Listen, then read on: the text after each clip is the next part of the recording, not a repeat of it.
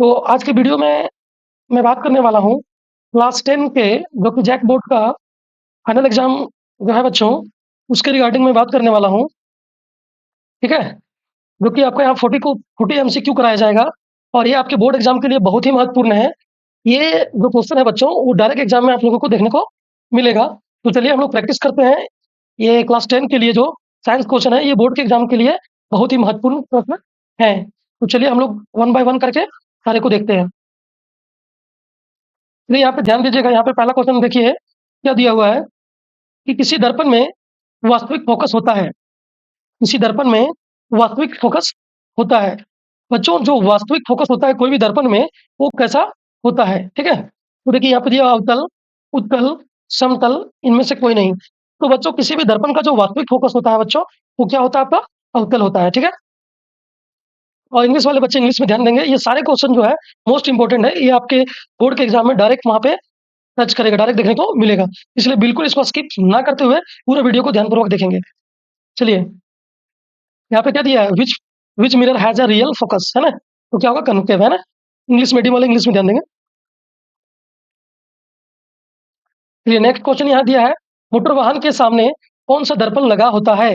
बच्चों, जो मोटर वाहन होता है, ठीक है? मोटर गाड़ी जो भी होता है, उसमें जो दर्पण लगा होता है आगे बच्चों, आगे लगा होता है जिससे क्या क्या होता है कि जिससे आपको सारे व्यू दिखता है क्लियर पीछे वाले भी, है ना? तो वहाँ पे कौन-सा दर्पण लगा होता है? तो यहाँ पे क्या ऑप्शन नंबर ए अवतल, बी उत्तल, सी समतल, डी इनमें से कोई नहीं। तो यहाँ पे जो राइट आंसर हो जाएगा बच्चों, वो हो जाएगा उत्तल दर्पण, है? उत्तल दर्पण क्या होता है बच्चों? ये उभरा हुआ होता है। कैसा होता है? उभरा हुआ। तो ये दूर की जो है दूर का भी इमेज जो है इसमें बन सकता है, छोटा बनता है और दूर का इमेज आसानी से बन पाता है ना? चलिए नेक्स्ट क्वेश्चन की ओर आगे बढ़ते हैं।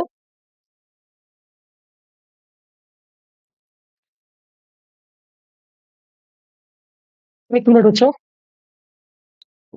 तो चलिए यहाँ पे देखिएगा बच्चों, तो दूसरे क्वेश्चन का जो राइट आंसर है हमारा, वो ये हो जाएगा ना, उत्तल दर्पण। चलिए तो नेक्स्ट क्वेश्चन की ओर आगे बढ़ते हैं बच्चों। तो नेक्स्ट क्वेश्चन है आपका, नेक्स्ट क्वेश्चन है आपका, क्या है? यदि एक लेंस की क्षमता -2d है, -2b है, ठीक है? अब यहाँ से देख लीजिए कि लेंस की क्षमता का एसआई मात्रक क्या होता है बच्चों? तो डायऑप्टर होता है ना? तो इसकी फ़ोकस दूरी क्या है? जब क्या बोला, यदि लेंस की क्षमता -2d है तो इसकी फ़ोकस दूरी क्या होगी? तो हम जानते हैं कि P बराबर क्या होता है बच्चों? P बराबर होता है 1/f। तो यहाँ पे क्या दिया है? ये जो पावर दिया है P दिया है -2 और बराबर 1/f, है ना? तो हमको f निकालने बोला है ना? तो यहाँ से इसको बटे में कुछ नहीं देख देंगे, क्रॉस मल्टीप्लिकेशन करेंगे तो क्या आएगा यहाँ से फाइनली -2f = 1। तो यहाँ से क्या हो जाएगा आपका f = -1/2, है ना? -1/2 को हम क्या बोल सकते हैं? 0 पॉइंट माइनस में 0.5 यानी कि हाफ। अब ये जो बच्चों जब भी निकल के आता है फ़ोकस दूरी, तो ये मीटर में आता है ना? लेकिन यहाँ पे ऑप्शन में आप देख सकते हैं कि सारे जगह पे क्या दिया है? सेंटीमीटर में दिया है। क्या दिया हुआ है? सेंटीमीटर में। तो यहाँ हम क्या कर सकते हैं कि मीटर से सेंटीमीटर में जाने के लिए क्या करेंगे? 100 से गुना करेंगे तो 0.5 इंटू 100। तो ये क्या हो जाएगा? पॉइंट हटा देंगे, नीचे आएगा 10, एक जीरो से एक जीरो, 10 बचे 50। तो यहाँ से क्या गया? -50 सेंटीमीटर। तो ये कहाँ दिख रहा है बच्चों? तो ऑप्शन नंबर 3 में दिख रहा है। ऑप्शन नंबर 3 आपका जो है वो राइट आंसर हो जाएगा, ठीक है? नेक्स्ट क्वेश्चन की ओर आगे बढ़ते हैं। यहाँ पे क्या दिया हुआ है कि निम्न में से किस माध्यम का अपवर्तनांक अधिक होता है? तो बच्चों अपवर्तनांक का आप लोग को साइंस में एक टेबल दिया हुआ है साइंस के बुक में, तो वहाँ से आप लोग सारा कंप्लीट कर लीजिएगा और वहीं के अनुसार से आप लोग देखिएगा। तो अपवर्तनांक में ये यहाँ पे ऑप्शन दिया हवा, जल, सीसा और हीरा। तो ये चारों में से जो सबसे अधिक है बच्चों, वो आपका क्या हो जाएगा यहाँ पे? हीरा हो जाएगा। क्या हो जाएगा? हीरा। और हीरा का अपवर्तनांक कितना है बच्चों? तो यहाँ पे इसका 2.42 है इसका अपवर्तनांक, ठीक है? तो नेक्स्ट क्वेश्चन की ओर आगे बढ़ते हैं हम लोग। ध्यान दीजिएगा, नेक्स्ट क्वेश्चन क्या है आपका? प्रिज्म द्वारा प्रकाश की कौन सी परिघटना घटती है? परावर्तन, अपवर्तन, वर्ण विक्षेपण, इनमें से कोई नहीं। तो यहाँ पे राइट आंसर क्या हो जाएगा बच्चों? वर्ण विक्षेपण। तो देखिएगा यहाँ से जो है कि यहाँ पे जो बच्चों इस प्रकार से हम लेकर समझा देते हैं। एक प्रिज्म होता है और इसमें जब लाइट पास किया जाता है ना कोई भी, एक सेकेंड, जब यहाँ से हम क्या कर सकते हैं, क्या करते हैं, जब लाइट पास कराया जाता है तो इस प्रकार से जब लाइट का सोर्स आता है ना बच्चों, तो ये क्या होता है कि छितरा के निकलते रहता है, इस तरह से वर्ण विक्षेपण हो जाता है, ठीक है? तो इस प्रकार से आप लोग ध्यान दीजिएगा। नेक्स्ट क्वेश्चन क्या है कि जरा दृष्टि दोष किस प्रकार के लेंस द्वारा दूर किया जाता है? देखिए, एक होता है बच्चों निकट, एक होता है दीर्घ यानी कि दूर। तो बच्चों एक चीज़ ध्यान दीजिएगा आप लोग, चाहे निकट दृष्टि दोष हो, है ना? चाहे निकट या दूर या दीर्घ। तो देखिए 3 अक्षर है ना, नि, क, ट कितना अक्षर है? 3 अक्षर। 3 अक्षर का अगर प्रॉब्लम हुआ है तो 4 अक्षर का उसमें लेंस लगाएँगे, जैसे कि अवतल। क्या लगाएँगे? अवतल। और दूर, दूर में कितना अक्षर है? 2 अक्षर। तो इसमें 1 बढ़ाकर 3 अक्षर वाला लेंस लगाया जाएगा, जो कि है उत्तल। क्या है? 1 सेकंड, उत्तल है। क्या है? उत्तल। तो यहाँ पे ध्यान दीजिएगा बच्चों कि लेकिन यहाँ क्या है? जरा दृष्टि दोष। तो जरा जरा दृष्टि दोष के लिए यहाँ पे ऑप्शन दिया है अवतल लेंस, उत्तल लेंस, डिफॉक्सी लेंस, इनमें से कोई नहीं। तो बच्चों जब जरा जरा दृष्टि रहेगा, जरा दृष्टि दोष रहेगा, तो वहाँ पे आपको डिफोकल लेंस यानी कि डिफॉक्सी लेंस लगाकर इसको सही किया जाता है, ठीक है? नेक्स्ट क्वेश्चन की ओर आगे बढ़ते हैं। खतरे का निशान जो है बच्चों किस रंग का होता है? तो यहाँ पे देखते हैं क्या? रेड यानी लाल रंग का होता है। नेक्स्ट क्वेश्चन की ओर आगे बढ़ते हैं। विभवांतर किसका है? सही मात्रक है विभवांतर। तो विभवांतर किसका है बच्चों? तो वोल्ट का है। किसका है? वोल्ट का। तो यहाँ पे राइट आंसर वोल्ट हो जाएगा, ठीक है? यहाँ चलिए नेक्स्ट क्वेश्चन की ओर आगे बढ़ते हैं। यहाँ पे दिया क्वेश्चन, विद्युत परिपथ में धारा की माप के लिए इसका उपयोग किया जाता है। जैसे ये वायर है, ठीक है बच्चों? तो इसको हम लोग बोलते हैं विद्युत परिपथ, है ना? तो इसमें जो धारा का माप यानी करंट को जो मापते हैं, वो किसके द्वारा मापा जाता है बच्चों? तो यहाँ पे क्वेश्चन नंबर 9 के लिए देख पाइएगा आप लोग, क्या दिया है ऑप्शन कि वोल्टमीटर, गैल्वेनोमीटर, अमीटर और इनमें से कोई नहीं। तो जो यानी कि धारा का जो माप होता है बच्चों, वो एमीटर के द्वारा मापा जाता है, ठीक है? नेक्स्ट क्वेश्चन की ओर आगे बढ़ते हैं। देखिए अगला क्वेश्चन क्या है? किसी बल्ब से 1 मिनट में 120 कूलम्ब आवेश प्रवाहित होता है, ठीक है? तो यहाँ पे प्रवाहित धारा का मान कितना होगा बच्चों? तो यहाँ पे आप लोग एक फॉर्मूला पढ़े होंगे, I बराबर यानी कि विद्युत धारा बराबर Q/T। तो यहाँ पे देखिए बच्चों, जो टाइम जो दिया है वो 1 मिनट दिया है। कितना दिया है? 1 मिनट दिया है। जबकि ये मिनट में हम यहाँ नहीं ले सकते हैं, सेकंड में। तो 1 मिनट को सेकंड में बदलने के लिए क्या करते हैं? 60 से गुना। तो कितना गया? 60 सेकंड, ठीक है? अब आगे क्या बचा हुआ है कि जो यहाँ Q दिया है, यानी कि ये जो कूलम्ब दिया, कितना कूलम्ब है? Q इक्वल टू कितना दिया है? 120, ठीक है? अब यहाँ पे ध्यान दीजिएगा, इसको बिठाइए, तो क्या आएगा? 120 बाय कितना गया? 60। 0 से 0, 6 दूना 12।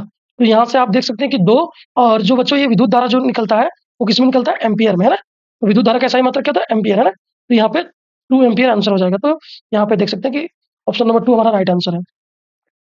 नेक्स्ट क्वेश्चन की ओर ध्यान देते हैं, क्या है? 1 यूनिट विद्युत ऊर्जा का मान है। 1 यूनिट विद्युत ऊर्जा का मान है। तो क्या है बच्चों? 3.6 के पावर 10 3.6 गुने 10 का पावर 3 जूल, 3.6 गुने 10 का पावर 4 जूल, 3 गुने 6 बराबर 10 का पावर 5 जूल, 3.6 गुने 10 का पावर 6 जूल। तो यही 1 यूनिट का मतलब होता है बच्चों 1 किलोवाट घंटा। 1 के किलोवाट घंटा, है ना? KWH, 1 किलोवाट घंटा। और 1 किलोवाट घंटा को हम लोग जूल में कैसे लिखते हैं? 3.6 गुने 10 का पावर 6 जूल। तो ये आपका राइट आंसर हो जाएगा, ठीक है?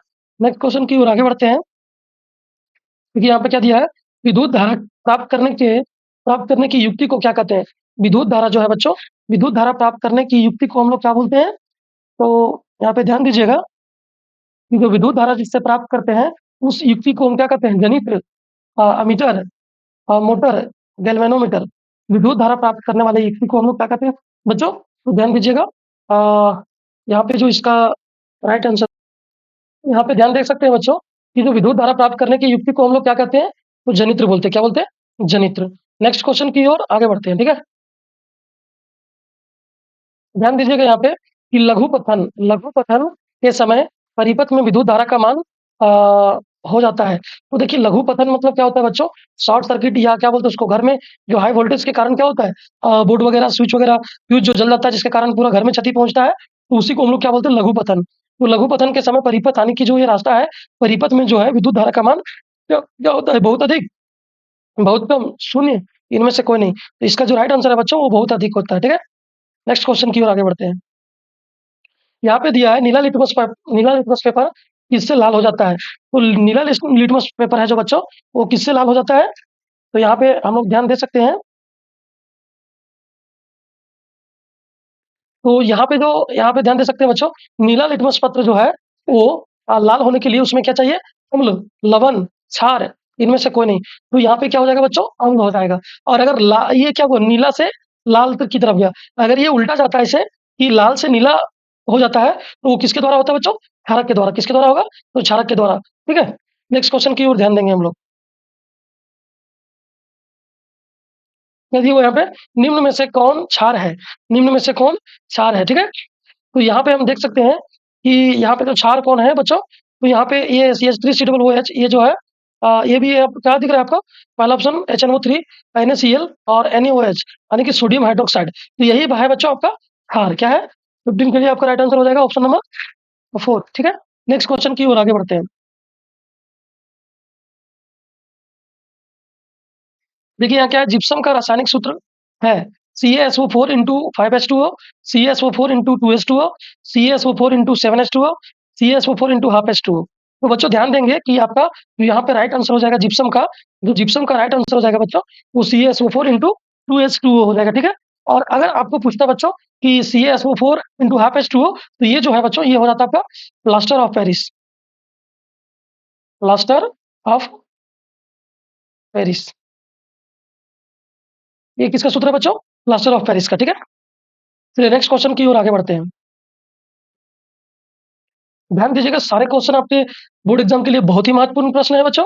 तो ये सारे क्वेश्चन को आप लोग कंप्लीट करके ही एग्जाम एग्जाम के लिए जाइएगा। ठीक है, ध्यान दीजिएगा यहाँ क्या है कि समीकरण CaCO3, जब इसको इसमें हम लोग हीट मतलब हीट प्रदान करेंगे, तो क्या ये टूट जाता है किसमें, क्या है CaO प्लस, यानी कि calcium oxide plus carbon dioxide. ठीक है, यानी कि CO2 में ये टूट जाता है। तो देखिए बच्चों, यहाँ पे क्या है, एक अभिकारक है और यहाँ पे जो है, एक अभिकारक का अभिक्रिया करके ये दो उत्पाद में टूट रहा है। कितना में, दो उत्पाद, यानी कि दो उत्पाद मिल रहा है।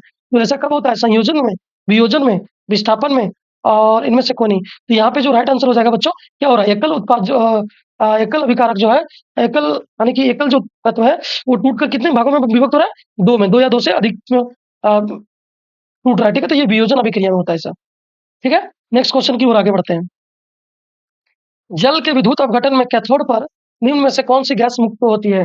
तो देखिएगा बच्चों, जल के विद्युत अपघटन जब कराया जाता है, तो जो कैथोड है, तो कैथोड पे कौन सी गैस मुक्त होती है बच्चों, तो यहाँ पे आप लोग ध्यान दीजिएगा, जो कैथोड पे मुक्त होने वाली गैस कौन है, यहाँ पे ऑप्शन नंबर है H2BO2 CO3 DN2। ठीक है, तो यहाँ पे जो राइट आंसर हो जाएगा बच्चों, ऑप्शन नंबर ए, यानी कि हाइड्रोजन गैस क्या होती है, मुक्त होती है। और अगर अभी एनोड पे बात, कैथोड पे बात की जाए तो H2, अगर एनोड पे बात करें, एनोड पे अगर बात किया जाए, तो क्या हो जाएगा बच्चों, O2 हो जाएगा। क्या हो जाएगा, O2। अगर एनोड एनोड पर अगर बोलेगा कौन सी गैस मुक्त होती है, तो O2 होगा। ठीक है, नेक्स्ट क्वेश्चन की ओर आगे बढ़ते हैं। ध्यान दीजिएगा कि उपचयन अपचयन अभिक्रिया का दूसरा नाम क्या है, उपचयन उपचयन अपचयन अभिक्रिया का दूसरा नाम क्या है बच्चों, तो इसको हम क्या बोलते हैं, रेडॉक्स। क्या बोलते हैं, रेडॉक्स अभिक्रिया बोलते हैं। चलिए, ये संचालन भी आप लोग देख लीजिएगा, विद्युत गणित का सारे इंपॉर्टेंट है, बट यहाँ क्या होगा, रेडॉक्स, है ना। नेक्स्ट क्वेश्चन की ओर आगे बढ़ते हैं। नेक्स्ट क्वेश्चन क्या है हमारा, कि निम्न में से विद्युत का सर्वोच्च चालक है, जो विद्युत का है बच्चों सर्वोच्च चालक है। तो यहाँ देखिएगा, आपका जो होता है ना चांदी, चांदी जो होता है बच्चों, वो सबसे सर्वोच्च होता है। बट चांदी बहुत महंगी होने के कारण उसको हम लोग अपने विद्युत के लिए उसका प्रयोग में ला नहीं सकते हैं। लेकिन उसके जगह पे हम लोग क्या, कॉपर का इस्तेमाल करते हैं। क्या करते हैं, कॉपर का इस्तेमाल करते हैं। ठीक है बच्चों, तो ये जो कॉपर यहाँ पे चारों ऑप्शन में, यहाँ पे कॉपर दिया है, आयरन दिया है, एल्यूमिनियम दिया है, जिंक दिया है। तो ये चारों में से आपका जो सबसे सर्वोच्च चालक है बच्चों, वो कॉपर है। ठीक है, कॉपर। ठीक है, नेक्स्ट क्वेश्चन की ओर आगे बढ़ते हैं। ध्यान दीजिएगा, गंधक, है ना, गंधक क्या है बच्चों, और आप लोग कमेंट करके बताइएगा गंधक को और किस नाम से जाना जाता है, और इसका रासायनिक सूत्र क्या है, कमेंट करके बताइएगा। तो ये गंधक क्या है, धातु है, अधातु है, मिश्रण है, उपधातु है। तो गंधक क्या है बच्चों, तो गंधक आपका जो है एक अधातु है। क्या है, एक अधातु है। ठीक है, गंधक को हम लोग क्या बोलते हैं बच्चों, सल्फर का है, तो क्या बोला जाता है, सल्फर। और सल्फर का आप लोग बताइएगा क्या होता है रासायनिक सूत्र। फिर यहाँ पे देखिए, यहाँ क्या है बच्चों, सीसा और टीन, सीसा और टीन। और इस प्रकार से बच्चों आप लोग को और एक दो और मिश्र धातु जो है उसको हल कर लेना है। तो सीसा और टीन की मिश्र धातु को हम क्या कहते हैं बच्चों, तो सोल्डर कहते हैं। क्या कहते हैं, सोल्डर। नेक्स्ट क्वेश्चन की ओर आगे बढ़ते हैं। ध्यान दीजिएगा यहाँ पे कि CnH2n+2, CnH2n+2। तो यहाँ ध्यान दीजिएगा बच्चों, क्या है, CnH2n+2। 2। ये जो है आपका किसका है? एल्केन का है। किसका है? एल्केन। और CnH2n है, जो बच्चों CnH2n, ये जो आपका हो जाएगा, आपका क्या हो जाएगा बच्चों? एल्कीन। क्या हो जाएगा? एल्कीन। ठीक है। नेक्स्ट क्या है? CnH2n -2 अगर रहेगा बच्चों, तो हो जाएगा एल्काइन। क्या हो जाएगा? एल्काइन। ठीक है। तो यहाँ क्या पूछा? CnH2n +2, तो ये किसका हो जाएगा बच्चों? एल्केन का हो जाएगा। किसका हो जाएगा? एल्केन का सामान्य सूत्र है CnH2n +2। नेक्स्ट क्या है बच्चों? ध्यान दीजिएगा आगे। नेक्स्ट क्या है यहाँ पे देखिएगा कि एल्डिहाइड का प्रकार्यात्मक समूह है एल्डिहाइड। एल्डिहाइड, ठीक है। तो बच्चों यहाँ ध्यान दीजिएगा, ये जो है OH है, सिंगल बॉन्ड OH, तो ये किसका है? एल्कोहल। एल्कोहल, एल्कोहल का है, ठीक है। ये उसके बाद ये आपका जो है बच्चों एल्डिहाइड है। ये क्या है? एल्डिहाइड। Aldehyde CHO। और ये जो है बच्चों आपका क्या है? कीटोन। क्या है? कीटोन। इसको हम लोग क्या बोलते हैं बच्चों? कीटोन। ठीक है। Double bond CO। और ये सिंगल बॉन्ड COOH, ये क्या है? कार्बोक्सिलिक अम्ल। क्या है? कार्बोक्सिलिक अम्ल। तो चलिए नेक्स्ट क्वेश्चन की ओर आगे बढ़ते हैं, और यहाँ पे देख लीजिएगा इसका आंसर क्या होगा एल्डिहाइड का, ऑप्शन नंबर 2।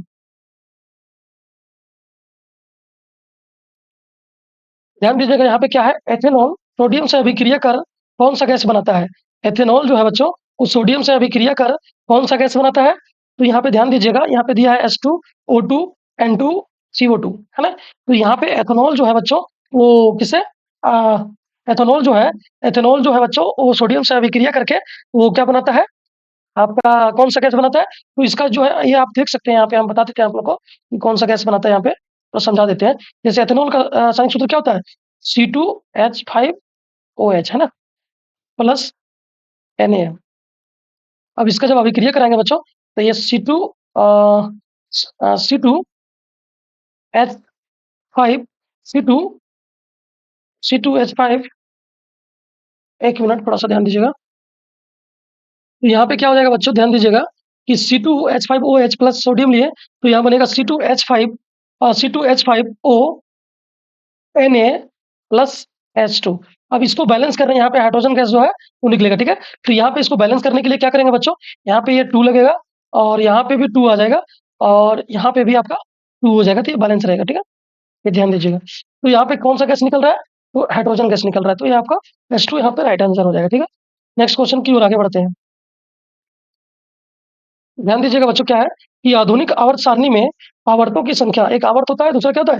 ग्रुप, यानी कि समूह होता है, आवर्त और समूह। तो आवर्त की संख्या कितनी है बच्चों? 7 है, 8 है, 9 है, 18 है। तो आवर्त की संख्या जो है हमारे प्यारे बच्चों, वो 7 हो जाएगा। और ये जो 18, ये ग्रुप होता है, यानी कि समूह। क्या होता है? ग्रुप, यानी कि समूह होता है ना। ये ध्यान रखिएगा। नेक्स्ट क्वेश्चन की ओर आगे बढ़ते हैं। स्वपोषी पोषण के लिए आवश्यक है, क्या आवश्यक है बच्चों? CO2, कार्बन डाइऑक्साइड तथा जल, क्लोरोफिल, सूर्य का प्रकाश। तो देखिए, स्वपोषी पोषण किसको बोलते हैं बच्चों? जो अपना जो भोजन स्वयं बनाता है ना, तो स्वयं बनाने के लिए बच्चों ये सब सारे चीज को जरूरत पड़ता है, ये वाला भी, ये वाला भी, और ये वाला भी। तो इनमें से सभी यहाँ पे राइट आंसर, आपका राइट आंसर हो जाएगा, ठीक है। नेक्स्ट क्वेश्चन की ओर आगे बढ़ते हैं। यहाँ पे क्या है? जठर ग्रंथियां पाई जाती है आमाशय में, फेफड़े में, यकृत में, ग्रेनी में। तो यहाँ पे जो बच्चों ये 28 का जो राइट आंसर हो जाएगा बच्चों, ये क्या हो जाएगा आपका? जो जठर ग्रंथियां हैं वो कहाँ पाई जाती है? आमाशय में पाई जाती है। आमाशय जो आपका राइट आंसर हो जाएगा, ठीक है। नेक्स्ट क्वेश्चन की ओर ध्यान दीजिएगा। पित्त रस, पित्त रस का स्राव कहाँ, पित्त रस का स्राव होता है, कहाँ से होता है बच्चों? अग्नाशय द्वारा, छोटी आंत द्वारा, यकृत द्वारा, ग्रेनी द्वारा। तो यहाँ पे जो राइट आंसर हो जाएगा बच्चों, ये क्या हो जाएगा? ये आपका पित्त रस का जो ये होता है, क्या बोलते हैं, स्राव होता है, वो कहाँ से होता है? यकृत के द्वारा होता है, लीवर के द्वारा होता है, ठीक है। नेक्स्ट क्वेश्चन की ओर आगे बढ़ते हैं। सबसे छोटी अंतःस्रावी ग्रंथि कौन है? सबसे छोटी सबसे छोटी अंतःस्रावी ग्रंथि कौन है? तो यहाँ पे क्या होगा बच्चों? यहाँ पे क्या दिया? एड्रिनल, एड्रिनल, पिट्यूटरी, मेडुला, और यहाँ पे क्या दिया? थायराइड। तो जो सबसे अंतःस्रावी ग्रंथि है बच्चों, ये यहाँ पे हम लोग देख पा रहे हैं कि यहाँ पे आपका ऑप्शन ये पिट्यूटरी के साथ अभी हम जा रहे हैं। लेकिन आप लोग को अगर, आप लोग के दिमाग में अगर कुछ और आंसर होगा, कृपया कमेंट करके हमें सजेस्ट कीजिएगा, ठीक है। कमेंट करके बताइएगा आप लोगों के दिमाग में और कुछ होगा। यहाँ पे इसका आंसर गूगल पे कुछ और बता रहा है, और यहाँ पे एग्जैक्ट आंसर अगर आप लोग को कुछ और मालूम होगा, जो भी आंसर होगा इसका राइट, आप लोग कमेंट करिएगा। नेक्स्ट क्वेश्चन की ओर आगे बढ़ते हैं। और एक चीज यहाँ ध्यान दीजिएगा बच्चों, कि यहाँ जो है ना, ये जो है, ये हमारे माथे में होता है। ये सबसे जो छोटी ग्रंथि होती है, ये हमारे क्या हेड में होता है और एक मटर के दाने के जैसा होता है। कितना छोटा-सा होता है? मटर के दाने के जैसा। किससे होता है? मटर के दाने के आकार का होता है। ठीक है? तो आप लोग ध्यान दीजिएगा, ये पिट्यूटरी के लिए है, लेकिन अगर आप लोग के माइंड में कोई और आंसर होगा, कमेंट करके बताइएगा। यहाँ पे देखिएगा, घेंघा रोग पनपता है। घेंघा रोग पनपता है बच्चों, चीनी की कमी से, मोटापा से, रक्त की कमी से, आयोडीन की कमी से। तो आप लोग जानते होंगे कि जो घेंघा रोग पनपता है बच्चों, वो कैसे पनपता है? आयोडीन की कमी से। तो आयोडीन की कमी से क्या होता है? घेंघा रोग होता है। तो देखिएगा आप लोग, घेंघा रोग में किसी-किसी का गला में सूजन दिखता है ना, तो उस प्रकार से उसको हम घेंघा रोग बोलते हैं। ठीक है? नेक्स्ट क्वेश्चन क्या है यहाँ पे? दिया हुआ है, परागकोश में क्या पाए जाते हैं? दलपुंज, अंडाशय, परागकण, त्रिकेसर। तो यहाँ पे जो राइट आंसर हो जाएगा बच्चों, वो क्या हो जाएगा? परागकण। परागकण आपका बिल्कुल परम सत्य आंसर हो जाएगा। नेक्स्ट क्वेश्चन की ओर आगे बढ़ते हैं। यहाँ पे क्या दिया हुआ है? मानव में निषेचन की क्रिया कहाँ होती है? मानव में जो है बच्चों, वो निषेचन की क्रिया कहाँ होती है? ठीक है? गर्भाशय में, योनि में, अंडाशय में, फिलोपियन नलिकान के फिलोपियन ट्यूब में। तो यहाँ पे आप लोग राइट आंसर बताइएगा क्या होगा बच्चों? आप लोग कमेंट कीजिएगा, लेकिन यहाँ पे आपका जो राइट आंसर है, वो फिलोपियन ट्यूब है। अगर आप लोग कोई दूसरा आंसर करते हैं तो गलत जाएगा। चलिए, यहाँ पे क्या दिया है कि किसी जीव की जीनी संरचना कहलाती है फेनोटाइप, जेनोटाइप, आनुवांशिकता, विभिन्नता। तो किसी भी जीव की जो जीनी संरचना कहलाती है बच्चों, वो क्या कहलाती है? जीनोटाइप। आप लोग बिल्कुल ये सारे के सारे 40 के 40 क्वेश्चन मोस्ट इंपोर्टेंट है। ये वीवीआई क्वेश्चन है बच्चों। इसको विदाउट यानी बिना स्किप किए हुए पूरे क्वेश्चन को देखिएगा और आप लोग एक फाइनल एग्जाम में गर्दा उड़ा के आइएगा। ठीक है? ध्यान दीजिएगा। नेक्स्ट क्वेश्चन क्या है आपका कि एक स्त्री में कौन से लिंग गुणसूत्र मिलते हैं? तो बच्चों यहाँ पे दिया है X X, X Y, X X X, X X Y. तो यहाँ पे देख सकते हैं जो क्या बोलते हैं, स्त्री के लिए जो लिंग गुणसूत्र होता है बच्चों, वो क्या होता है? X x. और पुरुष के लिए क्या होता है बच्चों? तो ये एक्स वाई होता है। क्या होता है? X Y. ठीक है? जब देखिए, पुरुष का वाई गुणसूत्र और स्त्री का एक्स गुणसूत्र आपस में मिलता है बच्चों, तो क्या बोलते हैं कि लड़का होता है ना। क्या होता है? लड़का। और जब पुरुष का एक्स और स्त्री का भी एक्स गुणसूत्र मिलता है, तो लड़की पैदा होती है ना। तो ये चीज आप लोग ध्यान दीजिएगा। ठीक है? नेक्स्ट क्या है? जैव आवर्धन करने वाला रसायन है। जैव आवर्धन करने वाला रसायन है। ठीक है? तो बच्चों ये क्या है आपका? यहाँ दिया एटीपी, एडीपी, सीबीसी, डीडीपी। तो यहाँ बच्चों जैव आवर्धन करने वाला जो रसायन है वो क्या है? डीडीपी। और इसको हम लोग क्या बोलते हैं बच्चों? इसका अगर नाम देखा जाए तो क्या बोलते हैं? Dichloro dichloro dichloro diphe diphenyl dichloro diphenyl tri tri chloro trichloro ethane. इसका जो पूरा नाम है बच्चों, ठीक है, डीडीटी का डाइक्लोरो डिफेनिल ट्राइक्लोरो एथेन। ठीक है? चलिए, अब हम लोग आगे की ओर बढ़ते हैं। बाघ उपभोक्ता है ना। देखिए बच्चों, बाघ जो उपभोक्ता है, वो कितने नंबर पे आता है? द्वितीय पे आता है। किसमें आता है? द्वितीय पे। ठीक है? लेकिन यहाँ पे अगर स्तर पूछे, लेवल पूछे, ठीक है, तो आप लोग ध्यान दीजिएगा, यहाँ प्रथम पोषी स्तर का, द्वितीय पोषी स्तर का, तृतीय पोषी स्तर का, इनमें से कोई नहीं। तो बच्चों यहाँ पे जो होगा आपका, ये तीसरा होगा। आप लोग कैसे समझ सकते हैं? जैसे घास फूस है बच्चों, जो घास फूस होता है उसको कौन खाता है? मान लिया जाए कि हिरन खाता है ना। हिरन। और ये जो हिरन जो है, हिरन का शिकार कौन हो जाता है? हिरन किसका शिकार होता है? बाघ का, है ना। तो इस प्रकार जो इसका जो नंबर है बच्चों, वो किधर आ गया? तीसरा नंबर पे आ जाता है। ठीक है? नेक्स्ट क्वेश्चन की ओर आप लोग ध्यान दीजिएगा। चिपको आंदोलन कब प्रारंभ किया गया था? चिपको आंदोलन कब प्रारंभ किया गया था? तो बच्चों, यहाँ पे इस क्वेश्चन का आंसर आप लोग कमेंट करके बताइएगा। ये क्वेश्चन कहीं कुछ अलग-अलग जगह पे इसका अलग आंसर मिल रहा है। कहीं आपको 1970 देखने को भी मिल सकता है, तो कहीं पे आपको 1973 भी देखने को मिल रहा है। तो ये आप लोग को थोड़ा-सा एक बार कमेंट करके आप लोग अगर मालूम होगा तो एक बार कन्फर्म करके आंसर कीजिएगा। और इस आंदोलन का जो मुख्य नेता था बच्चों, वो कौन थे? सुंदरलाल बहुगुणा। कौन थे? सुंदर सुंदरलाल बहुगुणा। बहुगुणा। ठीक है? सुंदरलाल बहुगुणा। और एक बात ध्यान दीजिएगा बच्चों, चिपको आंदोलन जो है, वो पेड़-पौधों की रक्षा करने के लिए चालू किया गया था।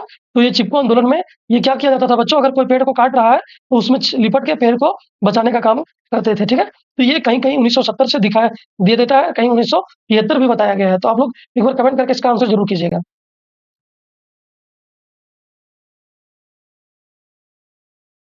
पवन चक्की से उपयोगी ऊर्जा प्राप्त करने के लिए पवन चक्की से उपयोगी ऊर्जा प्राप्त करने के लिए पवन का न्यूनतम वेग यानी कि जो वायु है, हवा का जो न्यूनतम वेग होना चाहिए बच्चों, कितना होना चाहिए? 20 kilometre per hour, 10 kilometre per hour, 15 kilometre per hour, इनमें से कोई नहीं। तो यहाँ पे जो राइट आंसर हो जाएगा बच्चों, वो क्या हो जाएगा? 15 किलोमीटर पर आवर आपका राइट आंसर हो जाएगा।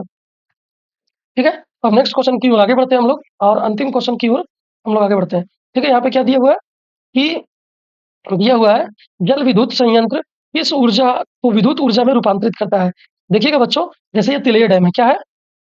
तो आपका तिलैया डैम है, क्या है? तिलैया डैम, ठीक है? तो यहाँ पे ध्यान दीजिएगा बच्चों, जो बांध बनाया जाता है और बांध के जस्ट साइड से जो पानी का बहाव होता है, उसके नीचे टरबाइन लगाया जाता है, पंखा के जैसा, है ना? टरबाइन लगाया जाता है और वो टरबाइन क्या करता है? घूमता है ना? घूमता है और घूमने के कारण जो वो क्या होता है? विद्युत संयंत्र इस ऊर्जा को विद्युत ऊर्जा में, तो ये जो है बच्चों, ये तापीय ऊर्जा तो बिल्कुल नहीं होगा, नाभिकीय ऊर्जा भी नहीं होगा, सौर ऊर्जा भी नहीं होगा। तो यहाँ पे राइट आंसर आपका हो जाएगा कौन? स्थितिज ऊर्जा। जो स्थितिज ऊर्जा को ये क्या कर देता है? विद्युत ऊर्जा में कन्वर्ट कर देता है, रूपांतरित कर देता है। तो यहाँ बच्चों आप लोग का 40 क्वेश्चन जो है यहाँ कंप्लीट हो जाता है इस प्रकार से। और ये क्वेश्चन आपका एकदम वीवीआई क्वेश्चन है, बोर्ड में डायरेक्ट टैली करेगा आपका। ठीक है? ये क्वेश्चन को आप लोग बिल्कुल स्किप नहीं कीजिएगा, पूरा वीडियो को ध्यान से देखिएगा, समझिएगा और ये सारे क्वेश्चन आपको डायरेक्ट एग्जाम हॉल में देखने को मिलेगा। ठीक है? तो थैंक यू। और इस वीडियो में, अगर इस वीडियो से आप लोग को ये वीडियो अच्छा लगा होगा, कृपया करके ये क्या कर दीजिएगा? शेयर कर दीजिएगा, ज़्यादा से ज़्यादा दोस्तों के पास शेयर कर दीजिएगा। वीडियो को लाइक कर दीजिएगा ताकि मोटिवेट यानी कि ताकि हमको एक मोटिवेशन मिले। और अगर चैनल पे पहली बार अगर विजिट कर रहे होंगे तो चैनल को सब्सक्राइब कर दीजिएगा और बेल आइकन को प्रेस कर दीजिएगा ताकि जो भी वीडियो अपलोड करें आप लोग के पास सबसे पहले पहुंच जाए। चलिए, थैंक यू।